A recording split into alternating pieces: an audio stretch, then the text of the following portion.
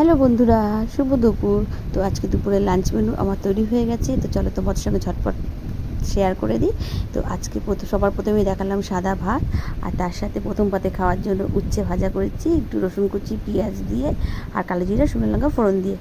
আর এখানে করেছি ঘন ঘন মুসুরির ডাল, আর সাথে আছে গন্ধলেবু, আর তার সাথে ডিম কষা। তো ডিম কষাটা দেখতে কেমন হয়েছে, খুবই সুন্দর।